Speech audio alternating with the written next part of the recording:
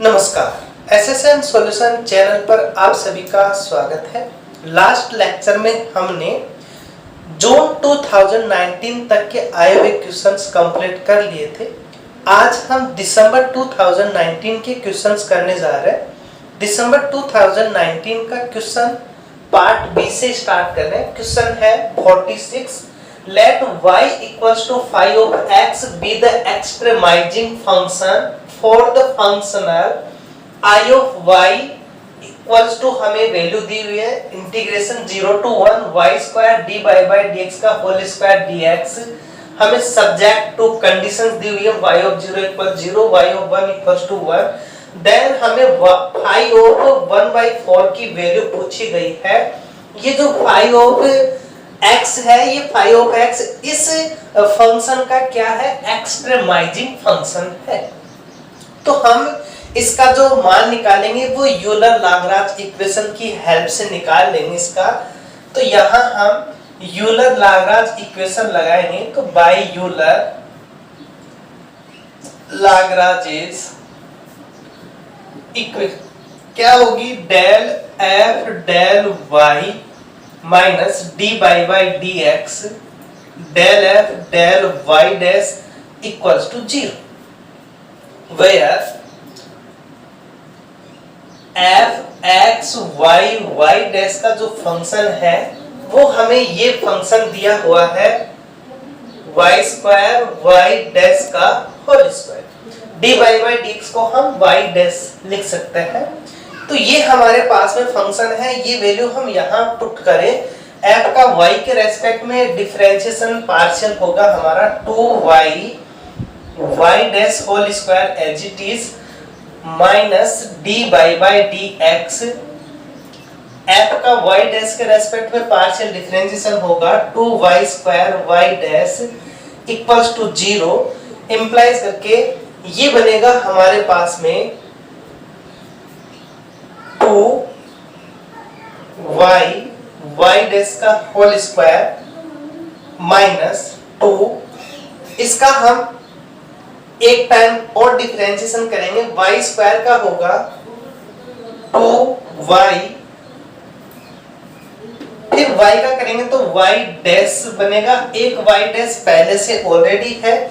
y square का यहाँ total differentiation की बात करें तो y स्क्वायर का बनेगा 2y, फिर y का करेंगे तो y डैश, एक y डैश पहले से है तो y डैश का स्क्वायर बन जाएगा। इस y डैश का करेंगे तो y डैश का बनेगा हमारा माइनस का ये 2y square as it is, और इस y डैश का बन जाएगा y double dash. y dash का क्या बन जाएगा? y double dash equals to 0।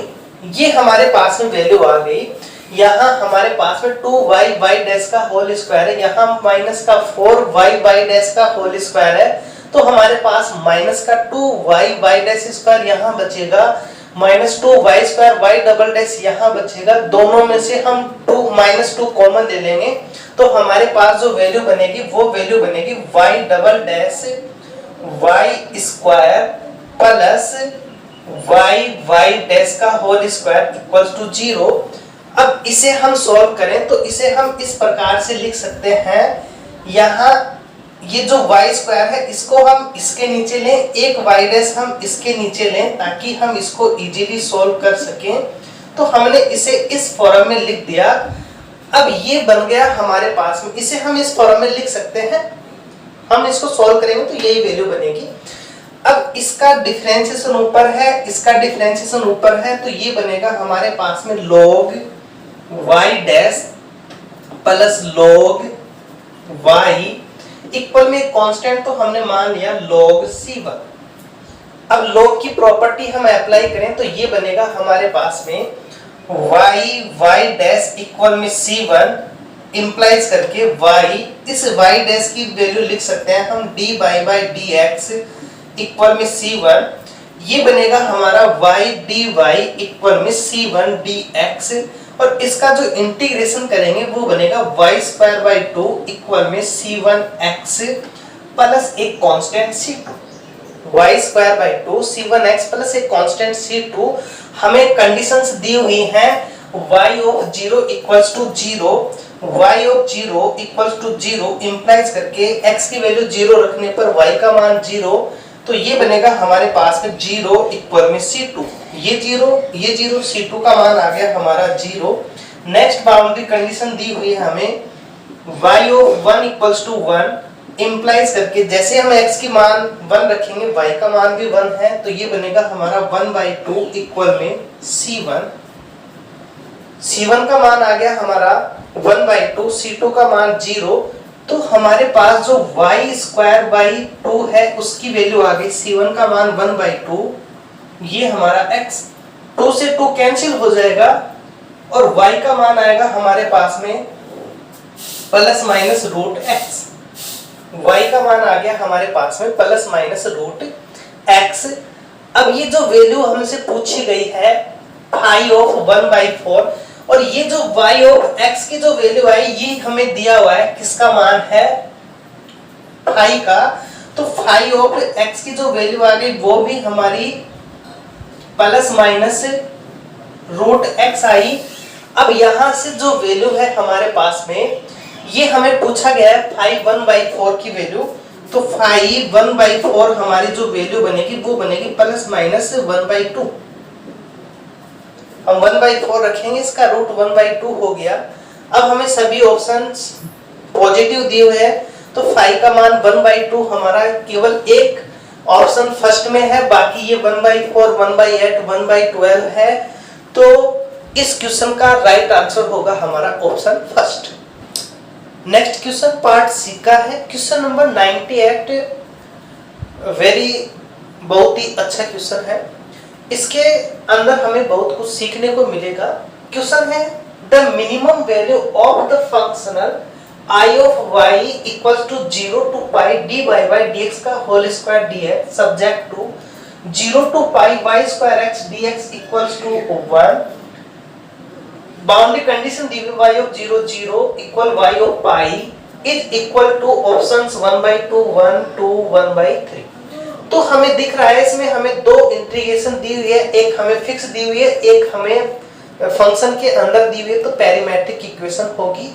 तो जो फिक्स है उसे हमें लैम्डा से मल्टीपल करना है और इसके अंदर ऐड करना है, एक फंक्शन बनाना है। तो हमने एक फंक्शन मान लिया कैपिटल F, ये कैपिटल F हमने माना y डैश का whole square plus lambda y square. तो पैरामीट्रिक इक्वेशन टाइप के क्वेश्चन हमने ऑलरेडी काफी कर लिए और उसके बारे में हमने इंट्रोडक्शन के अंदर भी अच्छे से समझा रखा है। तो यहाँ हमने डायरेक्ट इसकी इक्वेशन ले ली और इसकी पूरी प्रोसेस भी हमने इंट्रोडक्शन में देख ली थी, तो यहाँ हम डायरेक्ट इसको कर रहे हैं। तो ये फंक्शन बन गया हमारा y dash square plus lambda y square. अब यहाँ हम यूलर लाग्रांज इक्वेशन अप्लाई करेंगे, तो ये बनेगा हमारे पास में del f del y minus dy by dx del f del y dash equals to 0 implies करके f का y के रेस्पेक्ट में करेंगे तो ये बनेगा 2 lambda y minus dy by dx, f का y डैश के रेस्पेक्ट में करेंगे तो बनेगा 2y डैश इक्वल्स टू 0।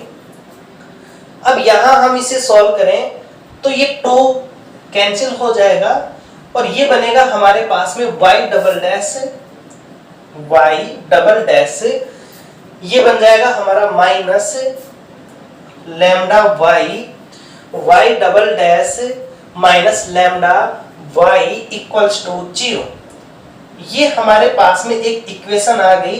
अब यहाँ लैम्डा के केसेस होते हैं, एक बार हम लैम्डा को मानते हैं 1 मान लेंगे, 0 मान लेंगे, फिर 0 से ग्रेटर मान लेंगे, फिर 0 से लेस देन मान लेंगे। तो इसके 3 केस हम 0 पे ही डिफाइन कर लेंगे। तो फर्स्ट हमने लिया if lambda equals to 0 implies करके ये बना y double dash equals to 0, तो y ऑफ x बनेगा हमारा ax plus b।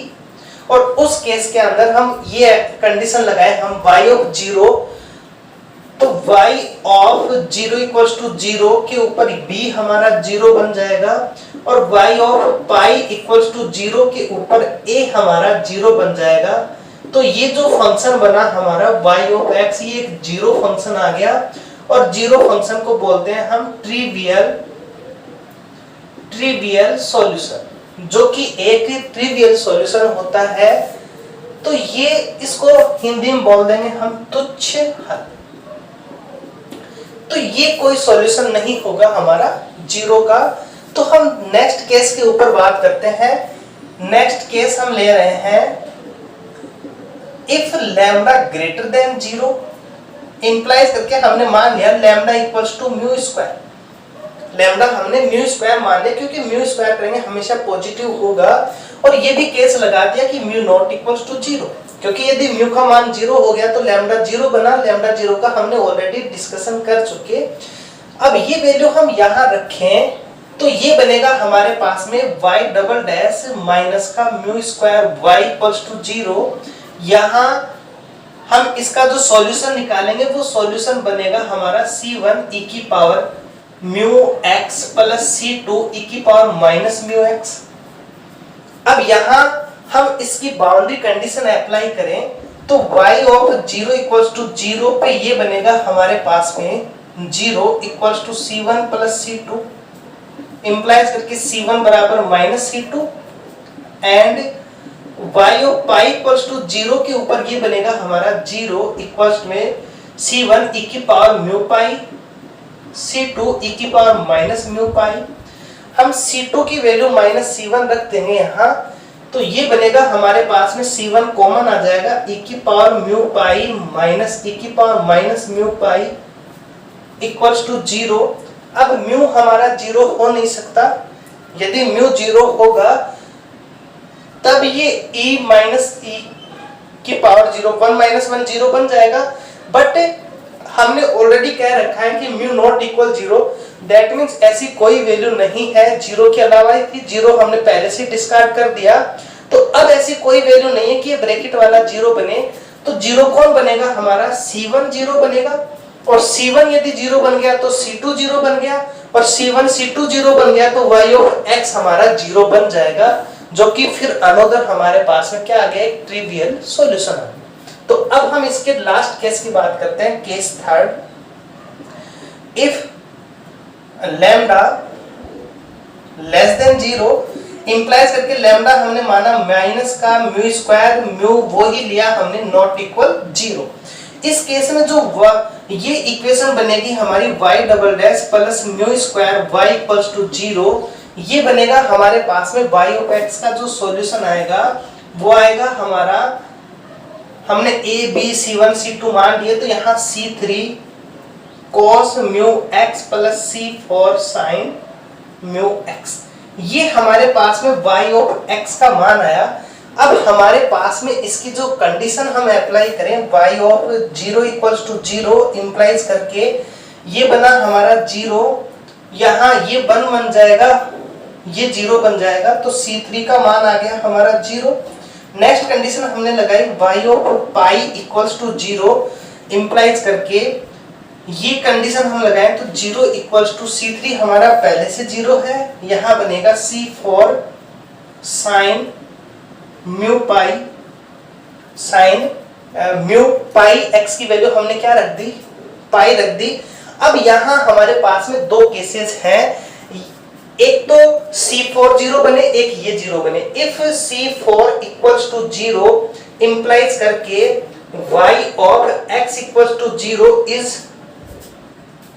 Trivial solution. तो हमारे पास में कोई आइगन वैल्यूज, कोई करेस्पॉन्डिंग फंक्शन नहीं मिलेगा, जबकि हमें यहाँ पूछा गया है इसका एक फंक्शन। तीनों ही केस में यदि हमने इसको ट्रिवियल सॉल्यूशन बता दिया तो हमारे पास कोई एक्सट्रीमल नहीं मिलेगा। तो हम ये c4 जीरो नहीं लेंगे। सो c4 not equal zero implies करके c4 हमारा जीरो नहीं होगा। तो क्या जीरो बनेगा हमारा, sine mu pi equals to zero implies करके हम जानते हैं कि साइन जीरो कब बनता है, साइन म्यू पाई जीरो बनता है साइन n पाई, और n का मान हम 1 2 3 इनसे स्टार्ट करते हैं। जीरो पे भी बन जाएगा, बट यदि हम n ले रहे हैं तो n का मान हम 1 से स्टार्ट कर लेते हैं। तो यहाँ से साइन कैंसिल हो जाएगा, पाई से पाई कैंसिल हो जाएगा, इंप्लाइज करके जो म्यू है उसका मान आ गया हमारा n। और n का मान हम 1 2 3 ऐसे लेते हैं। n का मान हम 1 2 3 लेंगे, क्योंकि यदि हमने यहाँ 0 लिया, यदि हमने यहाँ 0 लिया तो यहाँ से जो म्यू है, म्यू का मान 0 बनेगा, जबकि म्यू हम 0 नहीं ले रहे, जबकि म्यू हमने नॉट इक्वल 0 माना है। तो यदि हमने यहाँ 0 से स्टार्ट कर दिया तो म्यू का मान क्या आएगा, हमारा 0 भी आएगा, जबकि वो हम पहले से ही डिस्कार्ड कर चुके। तो यहाँ जो हम वैल्यू ले रहे हैं वो 1 से स्टार्ट कर रहे हैं, 1 2 3 इस प्रकार से। तो हमारे पास में म्यू का मान आ गया n, और n के मान हमारे पास में ये है। तो यहाँ से जो y ऑफ x हमारा बना वो y ऑफ x बन गया हमारा C3 हमारा 0 है, ये 0 बन गया C4 साइन म्यू की वैल्यू हमने n रख दी, साइन n x, और n की वैल्यू 1 2 3 n। ये हमारे पास में y ऑफ x की वैल्यू आ गई। अब हमें कांस्टेंट वैल्यू में आंसर चाहिए, तो एक तो हमें इस C4 का मान चाहिए, फिर इसका जो मान है एक्सट्रीमल का, इसका मान हमें निकालना होगा। तो ये जो C4 का मान है, ये C4 का मान हमें कौन देगा, एक फिक्स इंटीग्रेशन हमारे पास यहाँ है। तो यहाँ हम इसकी वैल्यू रख देंगे।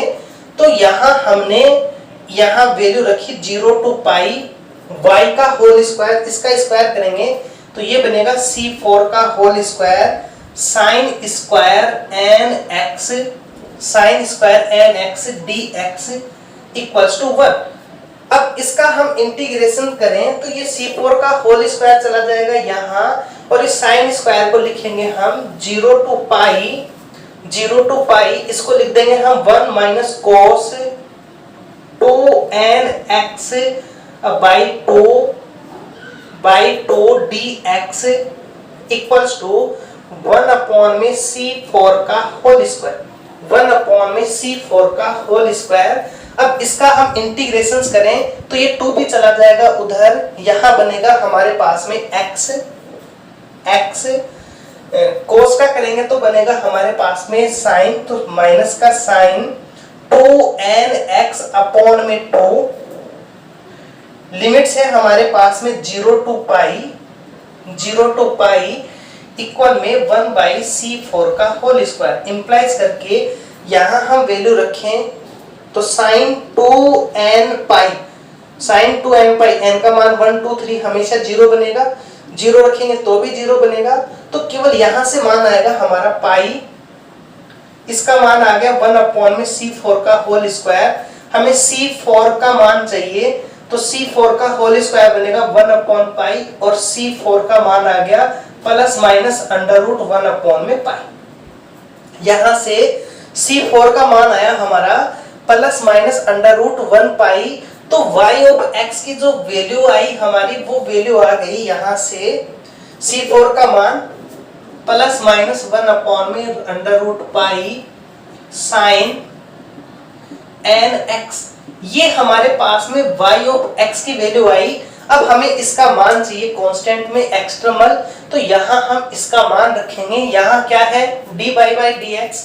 तो यहाँ से हम इसका जो डिफरेंशिएशन करेंगे वो बनेगा हमारा प्लस माइनस 1 अपॉन में अंडर रूट पाई, और ये n साइन का बन जाएगा कोस nx। ये वैल्यू हम यहाँ रखेंगे, इसे सॉल्व करेंगे और इसका जो मान आएगा वो हमारा आंसर होगा। तो यहाँ इसके आगे हम इसे सॉल्व करें तो हमारे पास वैल्यू बनेगी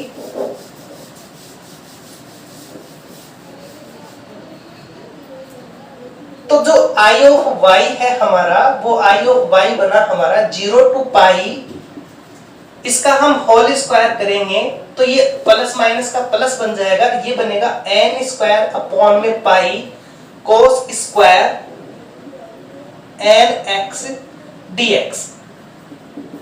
n स्क्वायर पाई कांस्टेंट है, बाहर आ जाएगा 0 to पाई, कोस स्क्वायर को लिखेंगे हम 1 plus cos 2nx by 2 dx equals to n square by pi हमारा कांस्टेंट, ये 2 भी बाहर आ गया, इसका हम इंटीग्रेशन करेंगे तो ये बनेगा हमारा x cos का बन जाएगा plus sign 2nx/2 n 0 to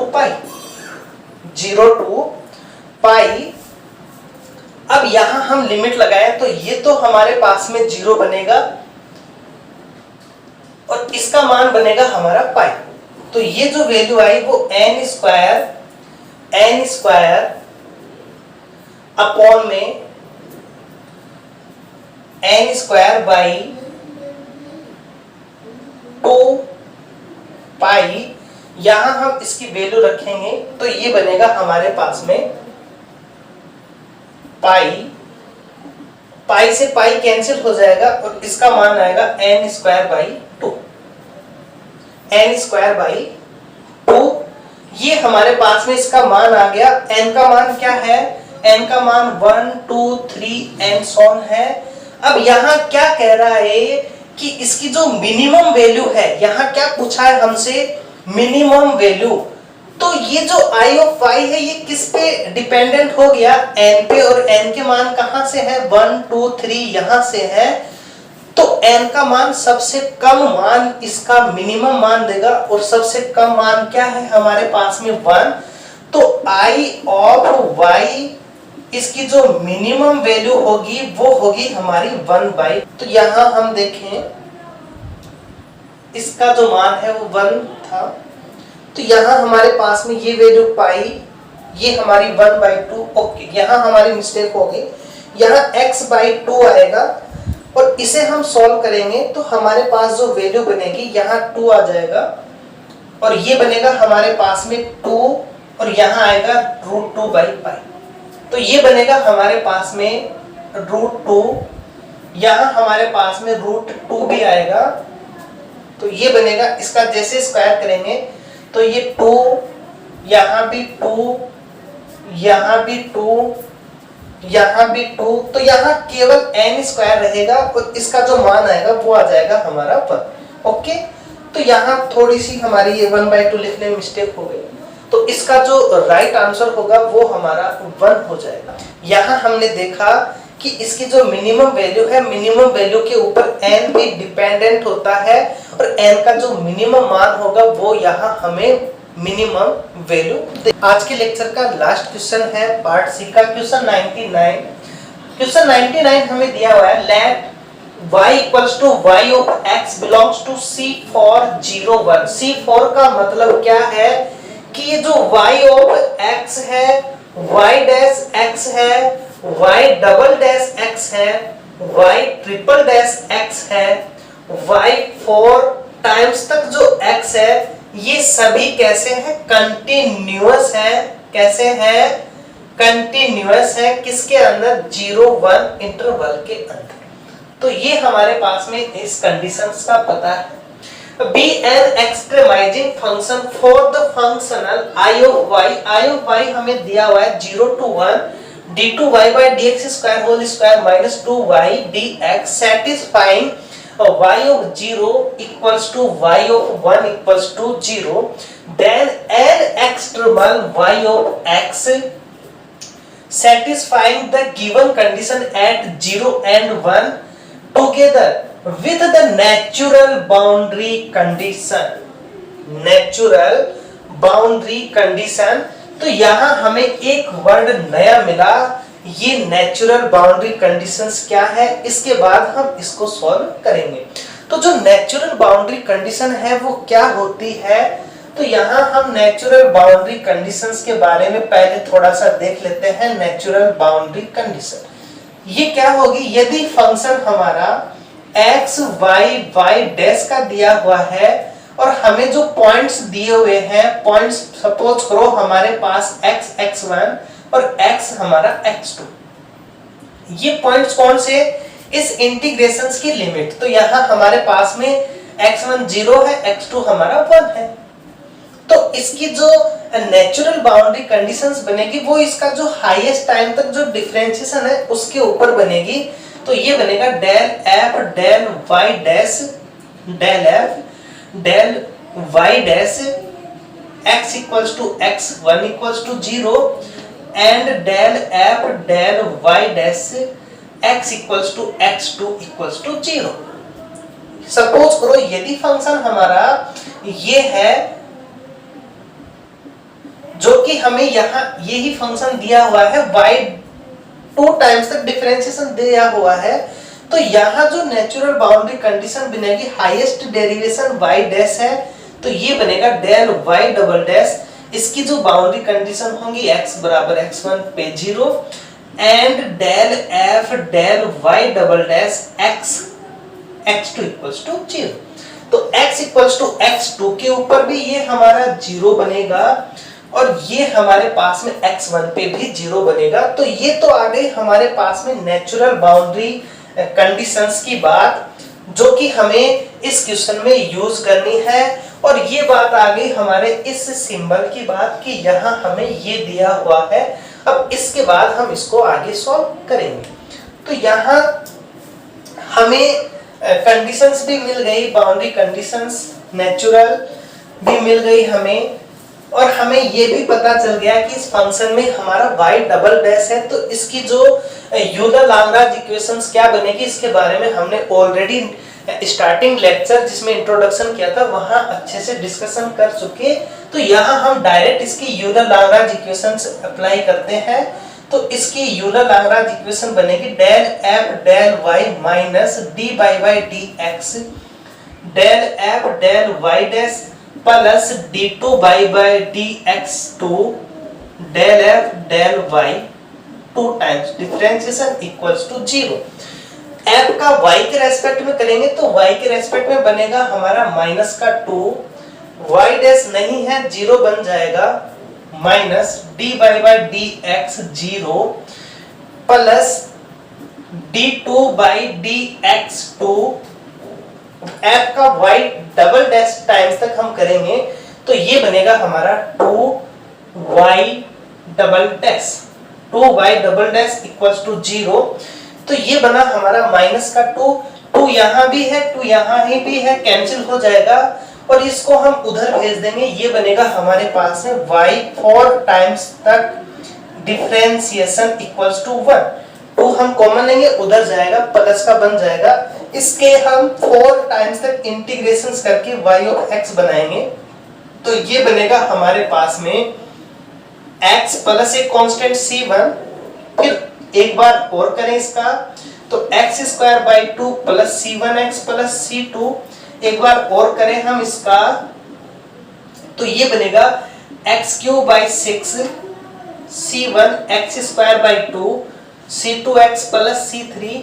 और लास्ट हमारे पास में y ऑफ x की जो वैल्यू आएगी वो आएगी हमारी x की power 4 by 24 plus c1 x cube by 6 plus c2 x square by 2 c3 x plus c4। ये हमारे पास में y ऑफ x की वैल्यू आ गई। तो यहाँ हमारे पास में जो भी ऑप्शंस है हमारे पास में वो सभी x की पावर 4 के अंदर आ रहे हैं। तो आगे हमें और निकालना पड़ेगा और हमें इसकी नेचुरल बाउंड्री कंडीशंस भी अप्लाई करनी है। तो y डबल डैश का मान भी हमें चाहिए। तो एक बार हम इसका जो डिफरेंशिएशन करेंगे हमारे पास में ऑलरेडी है y डबल डैश का मान, y डबल डैश x का ये रहा मान।